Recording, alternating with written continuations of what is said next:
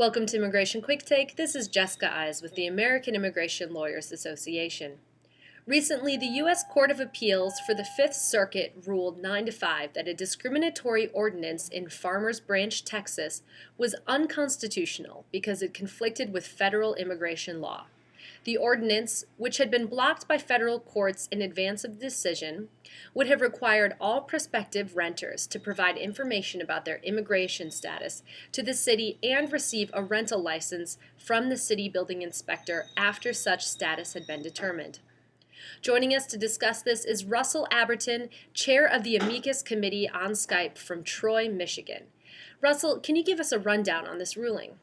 Yes, thank you. The ordinance in Farmers Branch would have prohibited landlords from renting to foreign nationals that the city deemed to be unlawfully present in the United States by requiring renters to obtain a permit from the city during a process in which the city would determine if they're lawfully present or not. And landlords and tenants would have been subject to criminal prosecution for violating the ordinance. The district court and the panel of the Fifth Circuit had struck down the ordinance, and in this en banc decision, the Fifth Circuit struck down the ordinance once again on federal preemption grounds.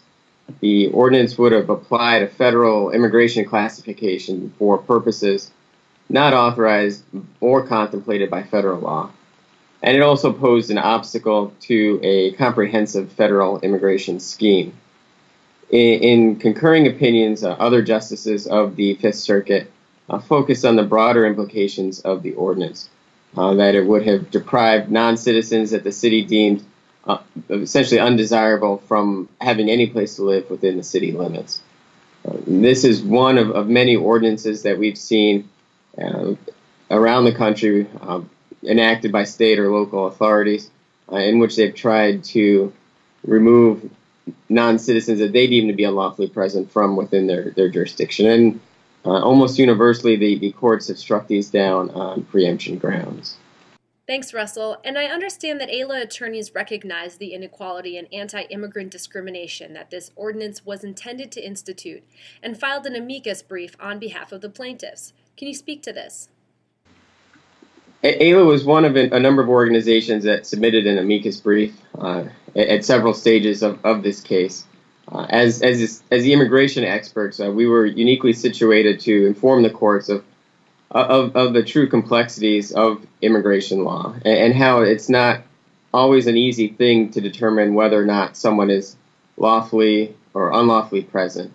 And even if someone is unlawfully present, how in many circumstances they're still permitted to remain in the United States with or without work authorization, but with the explicit or implicit consent of the immigration enforcement agencies.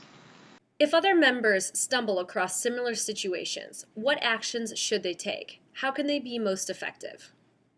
There are several things that an AILA attorney can do when something like this is in the pipeline or has been enacted. They can use their experience as an immigration attorney to educate their local communities and elected officials about why this is a bad thing and the problems that it would pose, not just for the non-citizens, but for the state and local officials who would have to try to enforce the rules.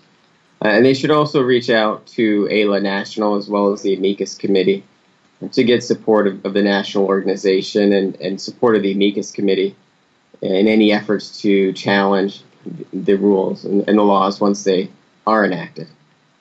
Thank you, Russell, for joining us all the way from Troy, Michigan on Skype. For the rest of you, please stay tuned for more updates through Immigration Quicktake with the American Immigration Lawyers Association.